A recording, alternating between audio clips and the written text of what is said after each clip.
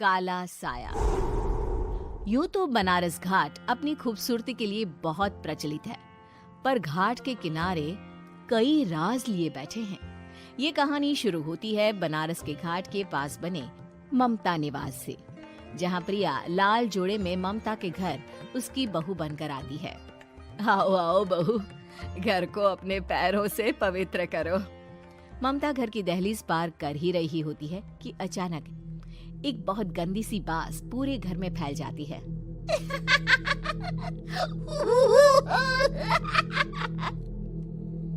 ये बदबू और ये आवाजें, ये कौन हंस रहा है माँ?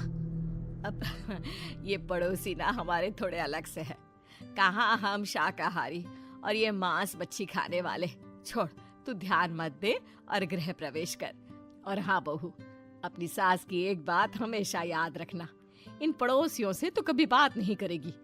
अच्छे लोग नहीं है ये। अपनी सास की ये बात मानेगी ना बेटा? हाँ माँ, जो आपकी मर्जी, मैं उनसे बात नहीं करूंगी। अगले दिन प्रिया अपनी पहली रसोई बनाने रसोई घर में जाती है।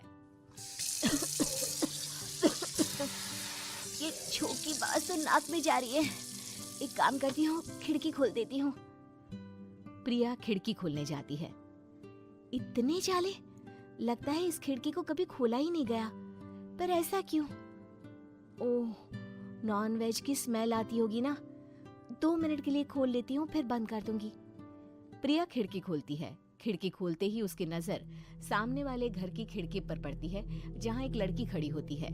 हाथों में मेहंदी, लाल रंग की साड़ी, बिल्कुल सजी धजी, मानो प्रिया की तरह ही वो भी नई नवेली बहू हो। वो प्रिया को देखकर मुस्कुराती है। हे भगवान, माँ ने तो इनसे बात करने को मना किया था। प्रिया फौरन ही खिड़की बंद कर देती है और तवे पर चढ़े रोटी की ओर देखने लगती है, पर वहाँ रोटी न होकर मछली पड़ी होती है। ये क्या? पहली ही रसोई में इतनी बड़ी गलती। हे भगवान, अब मैं क्या करूं? प्रिया बहुत डर जाती है और फौरन रसोई की सफाई करने और फिर सभी के लिए खाना बनाने लग जाती है। जब वो सबको खाना परोसती है, सब तो ठीक है, मैं बेकार में चिंता कर रही थी। हे भगवान, ऐसे ही बस अपनी कृपा बनाए रखना।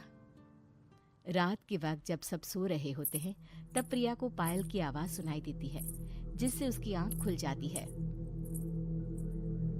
ये पायल की आवाज कहाँ से आ रही है? प्रिया उठकर उस आवाज के पीछे छत की सीढ़ियों तक जाती है। तभी उसे बच्चे के रोने की आवाज आती है। प्रिया छत पर जाती है तो क्या देखती है? वही लाल साड़ी वाली लड़की अपनी गोद में एक नवजात बच्चे को घुमा घुमा कर सुला रही है। तभी प्रिया की नजर उसके पेट पर पड़ती है। ओह गॉड, ये तो प्रेग्नेंट भी है। सुनिए, बच्चा सो नहीं रहा है क्या? मैं कुछ मदद करूं? नहीं नहीं, आपके घर वालों को अच्छा नहीं लगेगा, मैं संभाल लूंगी। स्नेहा की गोद से बच्चा हाथ मारकर प्रिया की गोद में आने को छटपटाने लगता है। दोनों घर अगल बगल में बने होने के कारण प्रिया उस बच्चे को गोद में ले लेती है। प्रिया के पास आते ही वो सो जाता है।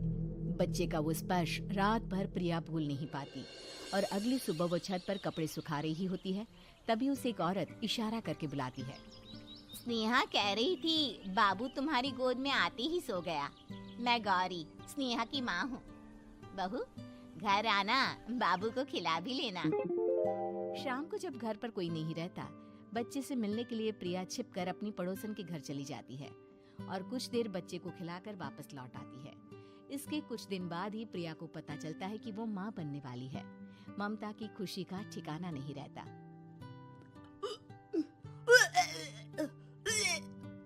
माँ जी, पता नहीं क्यों उल्टी आ रही है। प्रिया भागती हुई वॉशरूम में जाती है तो हरे और लाल रंग की उल्टी करती है। उस उल्टी में से कीड़े निकलते हैं। ये क्या?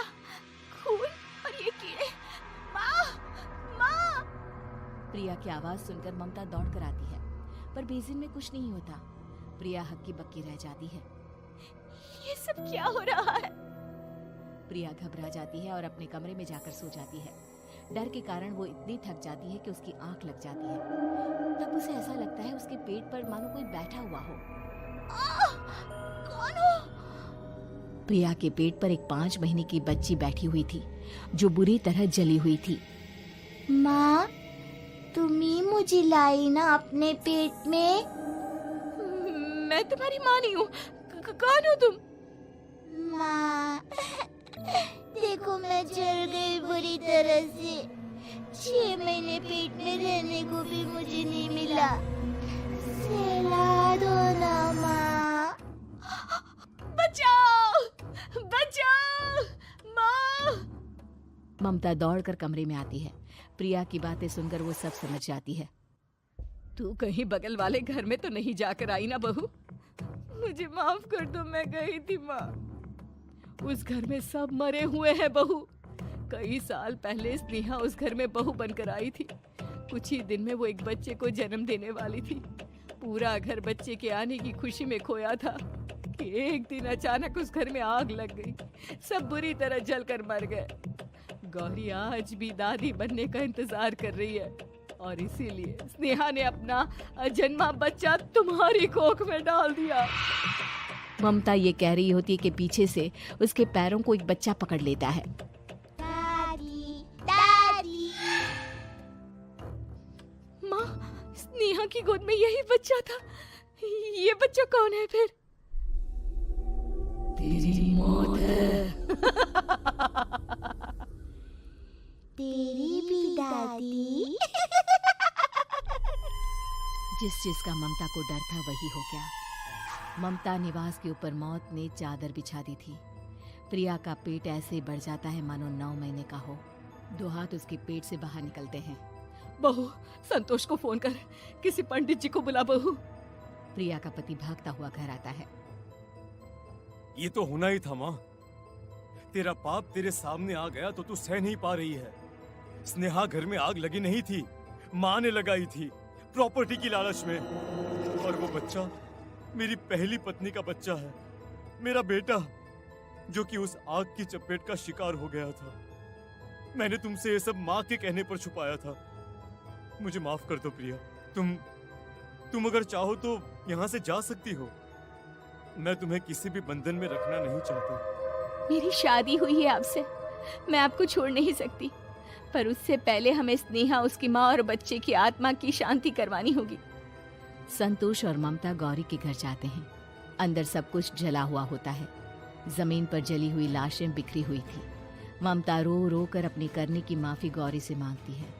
प्रिया स्नेहा के घर वालों का अंतिम संस्कार करवा देती है और ममता निवास फिर से आत्माओं के साए से मुक्त हो जाता है।